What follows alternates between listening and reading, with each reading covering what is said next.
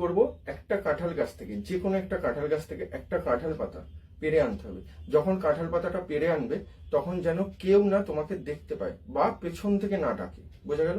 তুমি যখন কাঁঠাল পাতাটা পারবে, পরিষ্কার নিখুঁত কাঁঠাল পাতা পারবে, একদম সবুজ নিখুঁত কাঁঠাল পাতাটা যখন তুমি পেরে আনবে, তখন তোমায় যেন কেউ পেছন থেকে না ডাকে বা তোমায় দেখতে না পায়। শুক্রবার দিনে কিন্তু পেরে আনতে হবে। আনার পর কাঁঠাল পাতার সামনের দিকে আমি একটা মন্ত্র বলে দিচ্ছি এবং স্ক্রিনেও লিখে দিচ্ছি। ওং বসমুখী রাজমুখী সোহা, ওং বসমুখী রাজমুখী সোহা।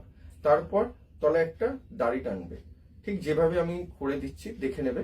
আমি চেষ্টা করব তোমাদেরকে একটা ছবি দিয়ে দেওয়ার। সেরকম একটা দাড়ি টানবে, দাড়ি টেনে তলায় যাকে বস করতে চাইছো, অর্থাৎ বসনকারী যে, তার নাম দেবে, দিয়ে প্লাস চিহ্ন দেবে, দিয়ে তোমার নাম পুরো টাইটেল সমেত, কিন্তু তার নাম টাইটেল সমেত প্লাস চিহ্ন, তোমার নাম টাইটেল সমেত দিয়ে যে কাঁঠাল গাছ থেকে ওই গাছের পাতাটি পেরে এনেছো, সেই কাঁঠাল গাছে গিয়ে ওই পাতাটি লাল সুতো দিয়ে বেঁধে দাও, লাল সুতো দিয়ে বেঁধে দাও। আর তোমার মনস্কামনা জানাও সে যেন তোমার কাছে ফিরে আসে এবং কাঁঠালের আঠার মতনই যেন জোড়া লেগে যায় তোমাদের সম্পর্কটা, সেটা যে কোনো সম্পর্ক হোক না কেন। করে দেখো, খুব সুন্দর রেজাল্ট পাবে এবং সেই রেজাল্টটা একটা দীর্ঘ মেয়াদি হবে। করে দেখো, খুব ভালো ফল পাবে।